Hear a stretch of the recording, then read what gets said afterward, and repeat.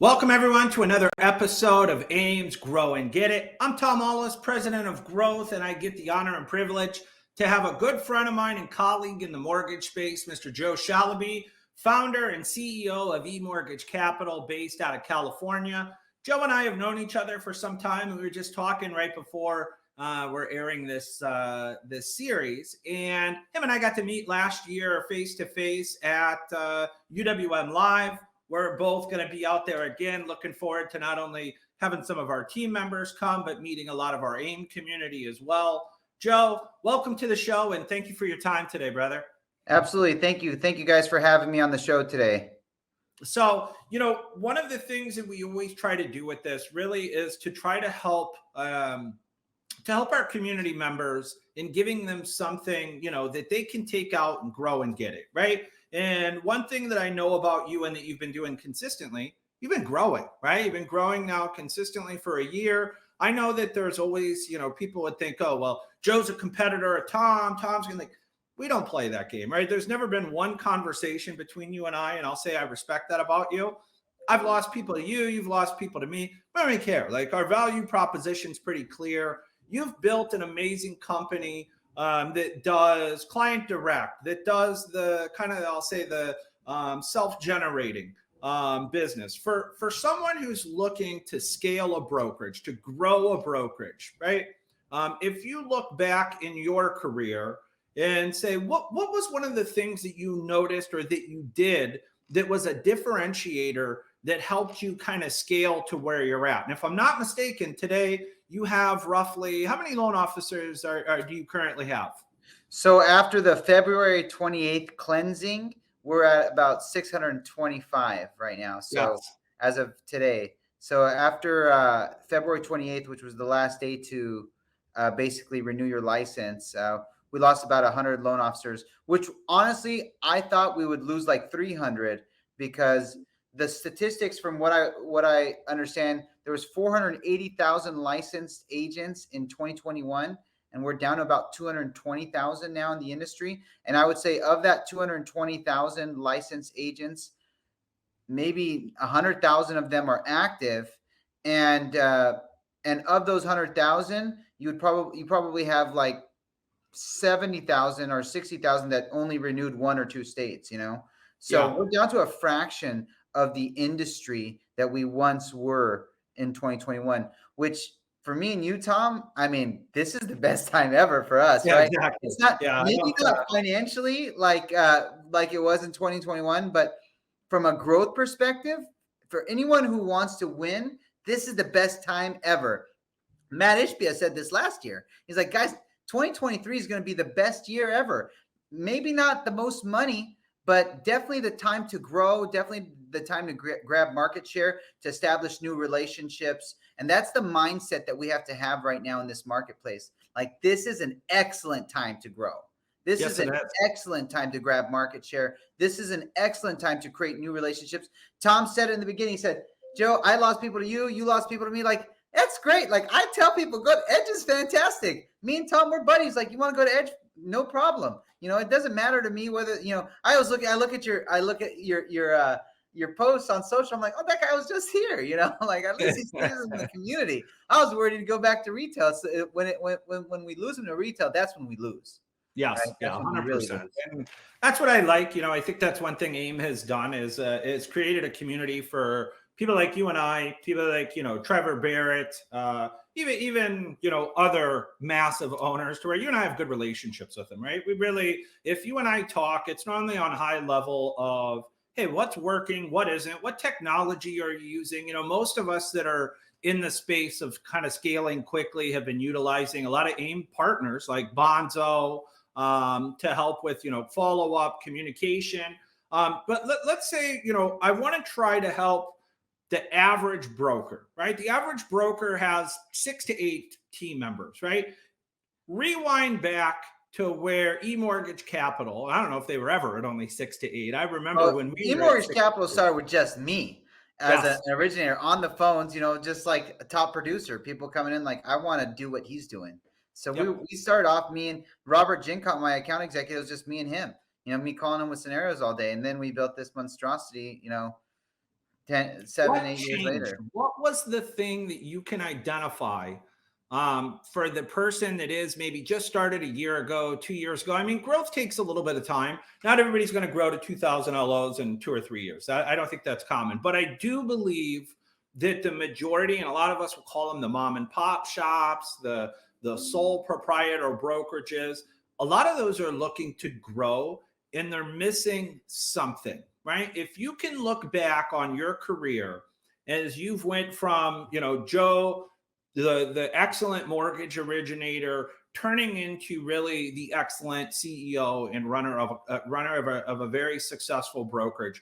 What was the thing that you did or that you can maybe identify to give our audience something to where if they're looking to follow in the footsteps of someone like yourself or some of our other successful broker owners, what did you do specifically that helped fuel that growth? I mean, I know it's cliche, but I'm gonna say it anyways, is I outwork everybody. But more importantly, like not maybe not you, Tom, but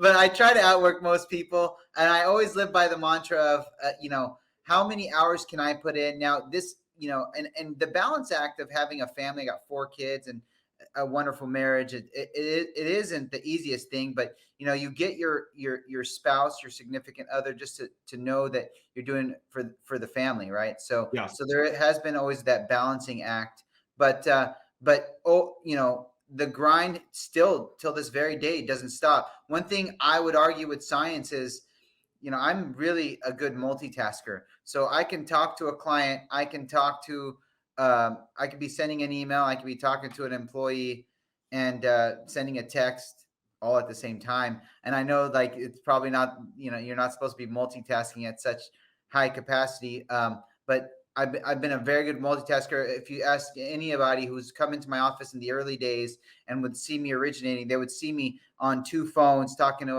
a borrower, talking to an appraiser, talking to someone Yes. else. And so I've always been able to work at an extremely high capacity, and that's one of the blessings bestowed upon me. But if I were to tell, right now, and we're trying to make it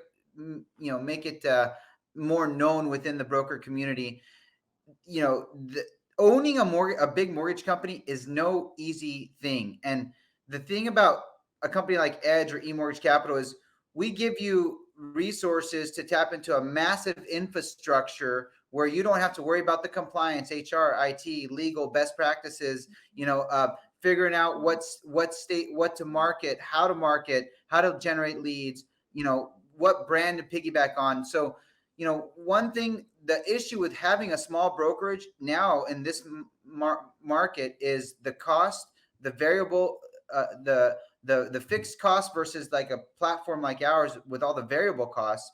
Fixed costs are tough right now, especially because you're trying to build a business and navigate a tumultuous marketplace. And that is an issue. So if there's a way you can mitigate those costs, and this isn't a plug for Edge or for eMortgage, but there is a lot of value in, and Tom, this is our fault. We haven't done the best job educating the mortgage community with, like, you might get a lawsuit. You're going to get audited. We have an audit at every time in every state. So this stuff pulls you back from origination. So when I made that realization that I'm not good with this stuff, I did a merger with another mortgage banker, and he's just like an underwriter. He's like, you walk by his office and he's always dealing with this stuff. And that's not my brain. I'm a sales guy. So we have to stick to what we're best at, which, if you're an originator, stick to originating. Don't try to be compliance and HR and IT and legal and your marketing director. And if you don't know what you're good at, you got to know what you're good at. I'm a great sales guy. I'm not going to deviate from that. And then I had to, realize, when I realized that, that's when our company exploded. That's when we took off. At the time we were doing this was the boom. So we were doing 80, 90 million a month in 2020, and when I made that merger and I realized what I'm good at, we exploded. We started doing 500-600 million a month. We became the number 1 broker in the country and the number 1 banker. Now we're not, now obviously I'm clawing back. Yeah, I'm coming for you, Tom. We're fighting. We're always close. Now we're clawing back because we were so refi heavy, right? And that was our model, like sell, sell, sell, sell. Now we weren't building relationships. So it come April 2021, I was like, guys, we need to redo what your business plan was. Let's regroup. Let's build these relationships. And now we're 80% purchase now. So we've had to basically claw back and rebuild our business from scratch, because we were a 95% refi shop. Now we're, an 80% purchase shop. Right. So Yep. it's that has been its own, issue, right? Clawing back from a purely refi centric model, lead ag, to now like a purchase driven relationship model. And getting accustomed to that model right now has been, a huge educational experience for everyone within the organization. And that's now we're really starting to piggyback on so many technological innovations and collaborating with all the different CEOs of all the different tech platforms and all of our AIME partners. So and helping them get better and helping them grow. I like it. And I think, to summarize, you and I share a lot of things that are similar. One, for me, I hate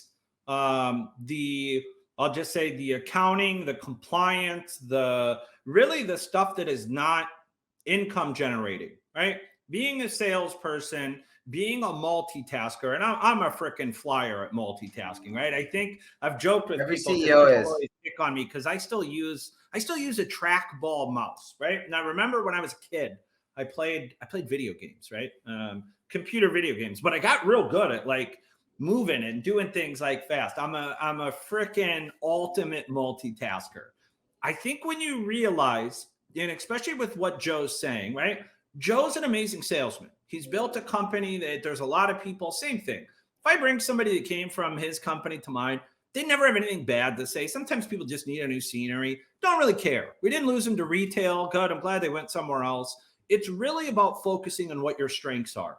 When you see Joe out, and if I say you want to mirror something that some of the most successful brokers are doing, I don't know any of them that are doing it on their own. And what I mean by that, for me, I have partners that help on the parts that I don't like, I might not even be good at it, because if you don't like something, you're not passionate about it.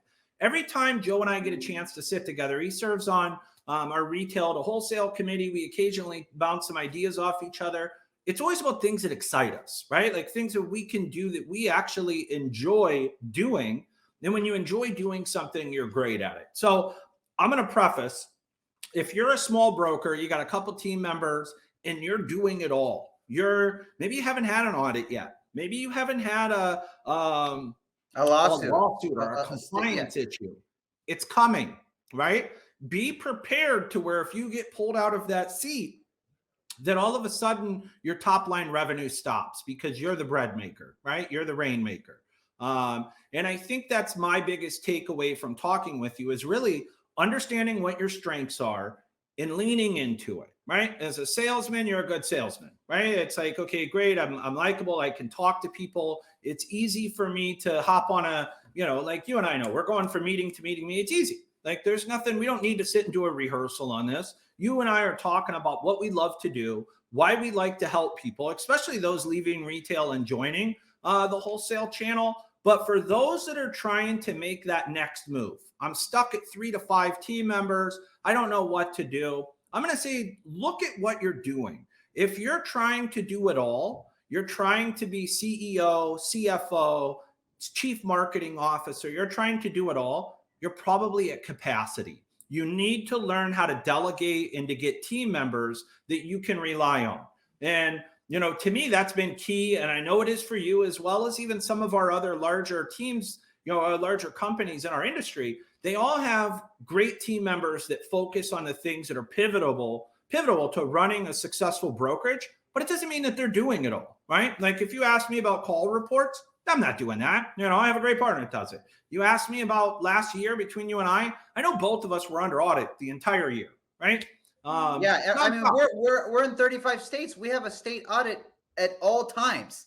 There's an audit at all times. At any day of the week, there is an audit or some sort of legal thing that we're dealing with. And for me and you, like if you told, when I walk by his office, I cringe and I can't sell for like 5 minutes. I just walk by and say hello. It's like, so for me, I got to stay in the zone. I'm laser focused on growth and building and bringing value and innovating and bringing new technology and new resources and new lead generation strategies. And that's my mindset.